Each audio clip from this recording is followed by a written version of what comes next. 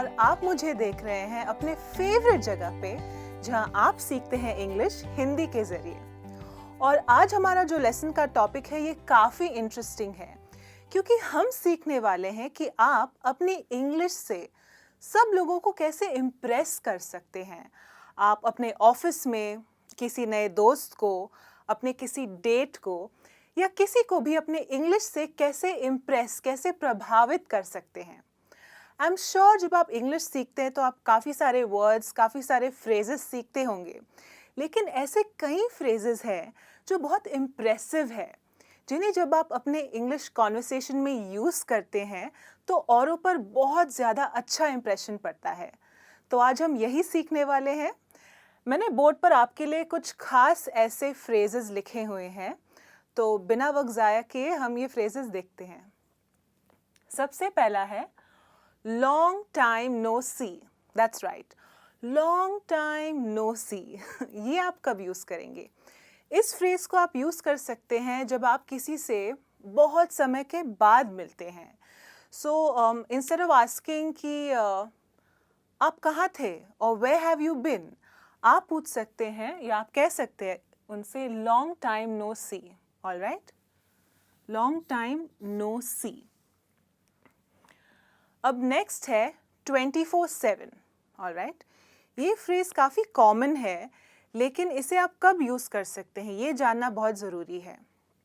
For example, अगर आपका कोई दोस्त है जो हमेशा काम करता है, वो एक वर्कaholic है, तो आप कह सकते हैं माई फ्रेंड वर्क्स 24/7। जी हाँ, मैं लिख देती हूँ आपके लिए, माई फ्रेंड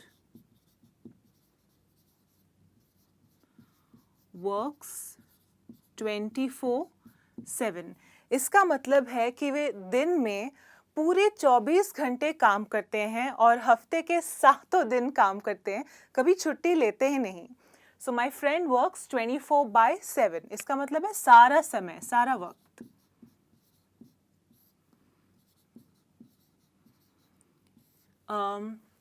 ये जो साइन है ये आप कई दुकानों के बाहर भी देख सकते हैं। अगर आप देखें तो लिखा होगा 24/7। इसका मतलब है कि ये दुकान डे एंड नाइट खुला है, 24/7। ऑलराइट, अब नेक्स्ट फ्रेज है beat around the bush. Okay, beat around the bush, ये काफ़ी कॉम्प्लिकेटेड सा लगता है राइट सुनने में, लेकिन इसका मतलब बहुत ही अच्छा है और बहुत ही ईजी है। इसका मतलब है कि आप डायरेक्टली पॉइंट पर आ जाइए। दैट्स राइट, इसका मतलब है कम टू द पॉइंट।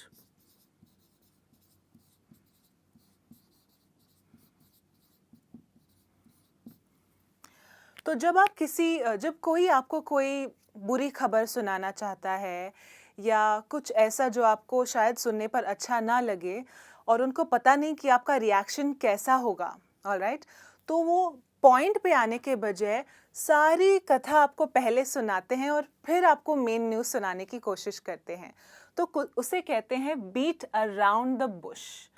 तो अगर आप ये सेंटेंस में यूज़ करना चाहें तो आप कह सकते हैं please don't beat around the bush, come to the point. Alright, अब नेक्स्ट फ्रेज है sick and tired. Alright, sick and tired. अब सिक का मतलब तो है बीमार, ओके, इन इंग्लिश। टायर्ड का मतलब है कि आप थक चुके हैं, सिक एंड टायर्ड। लेकिन इन दोनों वर्ड्स को जब आप साथ में यूज़ करते हैं as a phrase, sick and tired, तो इसका मतलब है कि आप किसी सिचुएशन से या किसी चीज़ से बहुत परेशान हो गए हैं। ऑलराइट, सो इसका मतलब है परेशान होना, किसी भी बात से बहुत ज़्यादा परेशान होना। सो फॉर एग्ज़ाम्पल, जो ट्रैफिक सिचुएशन है, आई एम श्योर हर कोई ट्रैफिक से परेशान है आजकल, तो आप सेंटेंस में कह सकते हैं you know what, I am so sick and tired of this traffic. Alright,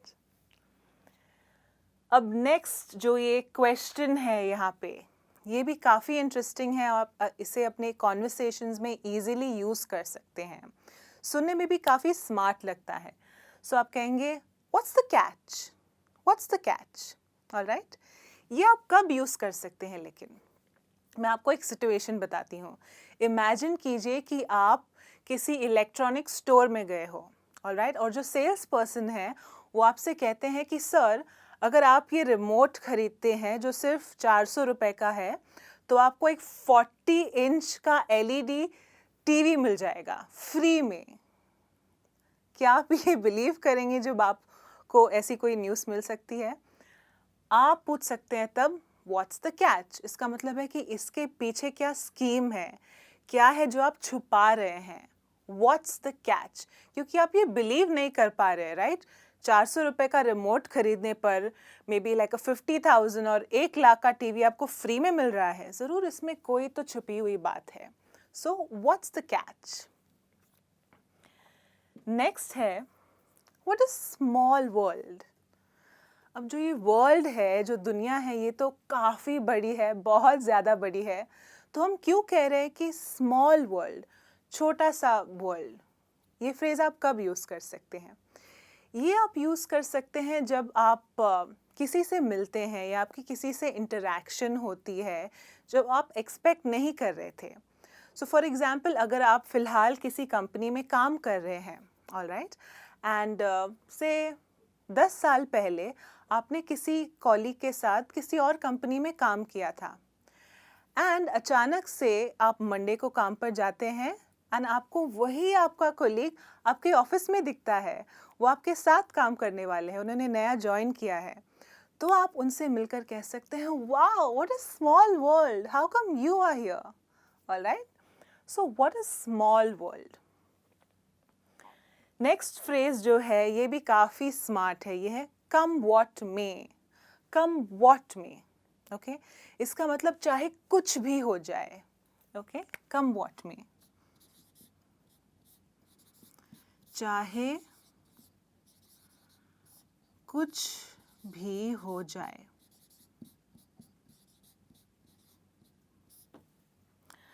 so for example, अगर आप कई सालों से स्विमिंग सीखना चाहते हैं लेकिन टाइमिंग के वजह से, ऑफिस की वजह से आप ये नहीं कर पा रहे हैं, और आप एक्चुअली स्विमिंग बहुत सीखना चाहते हैं, ये आपकी इच्छा है, तो आप एक सेंटेंस में कह सकते हैं, come what may I am going to learn swimming this year. इसका मतलब है चाहे कुछ भी हो जाए, कोई भी सिचुएशन आ जाए, इस साल तो मैं स्विमिंग सीख कर ही रहूँगा, ओके?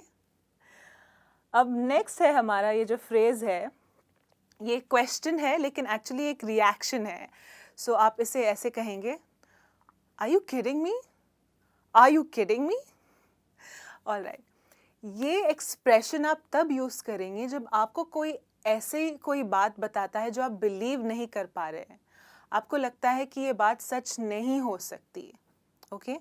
सो फॉर एग्ज़ाम्पल, शायद आपके कोई 2 फ्रेंड्स हैं, से टीना एंड विशाल, जो काफ़ी समय से एक रिलेशनशिप में है, शायद 8 या 9 साल से, एंड अचानक आपको पता चल जाए कि उनका ब्रेकअप हो गया, और कोई दोस्त आपको जब ये न्यूज़ सुनाता है तो आप कह सकते हैं, आर यू किडिंग मी? इसका मतलब है कि आप मजाक कर रहे हो, ऑलराइट? ऐसी कोई न्यूज़ जो आप बिलीव नहीं कर पा रहे हैं, उसके लिए आप कह सकते हैं, are you kidding me? Alright, अब मूव करते हैं बोर्ड के उस तरफ, और वहाँ पे हमारा फ्रेज़ है, इट्स नेवर टू लेट। जी हाँ, इट्स नेवर टू लेट। ये आप कब यूज़ कर सकते हैं?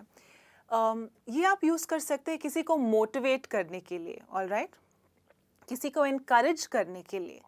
सो फॉर एग्ज़ाम्पल, अगर आपका कोई दोस्त है जो कुछ नया सीखना चाहता है, और वो काफ़ी समय से वो सीखना चाह रहे हैं लेकिन वो कुछ कर नहीं पा रहे उसके बारे में, और फाइनली उन्हें मौका मिला है या कुछ समय मिला है वो सीखने के लिए, तो आप उन्हें कह सकते हैं, you know what, it's never too late, you should try this, it's never too late.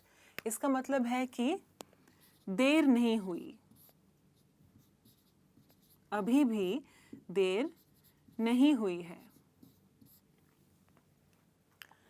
And the next one, even though इस फ्रेज में ये वर्ड है डोंकी, जो हम एसोसिएट करते हैं कभी कभी स्टुपिडिटी के साथ, लेकिन ये फ्रेज बहुत ही ज़्यादा अच्छा है, बहुत ही ज़्यादा स्मार्ट है। It says for donkey's years, इसका मतलब है कि बहुत सारे समय के लिए, that's right, for a long time, alright, काफी समय से।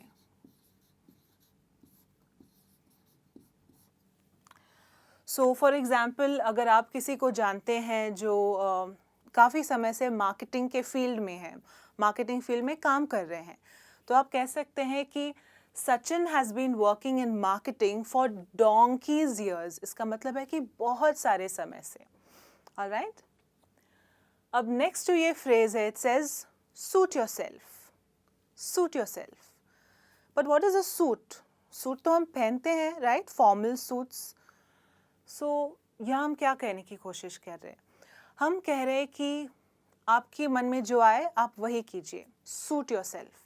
सो फॉर एग्जाम्पल, अगर आप किसी फ्रेंड को ओपिनियन दे रहे हैं या सजेशन दे रहे हैं और आपको लगता है कि वो बिल्कुल भी इंटरेस्टेड नहीं है, वो आपकी बात बिल्कुल नहीं मान रहे हैं, जबकि आपको मालूम है कि आप जो कह रहे हैं वो उनके लिए अच्छा होगा, वो उनके लिए सही होगा, फिर भी वो मानने को तैयार ही नहीं, तो आप एंड में आप उन्हें कह सकते हैं, you know what, suit yourself, do what you want, alright.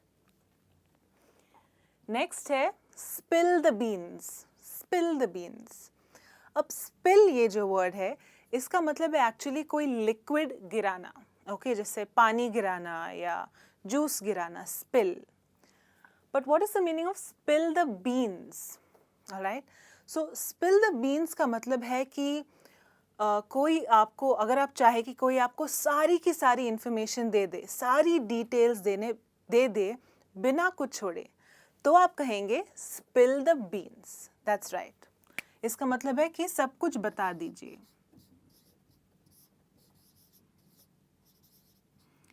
सब कुछ बताना, सारी डिटेल्स बताना। सो फॉर एग्जाम्पल, अगर आपका कोई दोस्त एक फर्स्ट डेट पे गया हो और आप जानना चाहते हैं कि डेट कैसी थी, क्या हुआ, डिनर कैसा था, तो आप उन्हें कहेंगे, you know what, spill the beans, tell me everything that happened, alright. And the next one is piping hot, piping hot. अब हॉट, हॉट का मतलब है कुछ टेम्परेचर हाई होना, कुछ चीज़ गर्म होना, correct. But what is piping hot? Piping hot ये एक फ्रेज़ है जो यूज़ किया जाता है अगर कोई चीज़ बहुत ही ज़्यादा टेम्परेचर में हाई है, basically for food.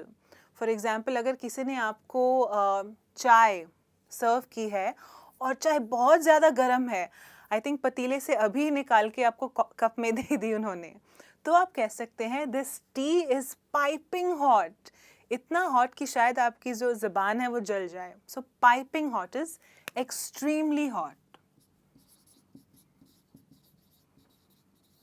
all right, extremely hot, बहुत ही ज़्यादा गर्म। Next we have hit it off, hit it off। क्या मैं आपको कह रही हूँ किसी चीज़ को हिट करने के लिए? नहीं। hit it off इसका मतलब है कि आप किसी के साथ, आपकी बहुत अच्छी केमिस्ट्री बन गई है। सो से फॉर एग्जाम्पल, आप अपने किसी वर्क कॉलीग से पहले दिन ही मिले और पहले दिन से ही आपके बीच की केमिस्ट्री बहुत अच्छी बन गई, आप अच्छे दोस्त बन गए, आप एक दूसरे को अच्छे से समझने लगे, तो आप कह सकते हैं कि you hit it off, alright. So एक सेंटेंस में मैं कह सकती हूँ that Suman and I hit it off very well on the first day itself. इसका मतलब है कि सुमन और मैंने पहले दिन से ही बहुत अच्छी दोस्ती बना ली। And finally, we have wake up and smell the coffee. That's right. Wake up and smell the coffee. Now, wake up का मतलब है जागना, right? सोकर जागना. And smell the coffee. So, ये दो जो phrases हैं इन्हें मिलाकर हम क्या कहने की कोशिश कर रहे हैं कि जाग जाओ, जो कॉफ़ी पड़ी है उसे सूंघने की कोशिश करो। नहीं, ऐसा बिल्कुल नहीं है। Wake up and smell the coffee ये काफ़ी पुराना फ्रेज़ है लेकिन बहुत ही यूज़फुल। ये आप किसी को कहते हैं जब आप उन्हें कहना चाहे कि जो रियलिटी है, जो असल में हो रहा है वो तुम देखो, अपना जो बबल है, जो तुम सोच रहे हो अपने दिमाग में, ये सही नहीं है, और रियलिटी को देखो, असल ज़िंदगी को देखो, ऑलराइट। सो इसका मतलब है to look at the reality.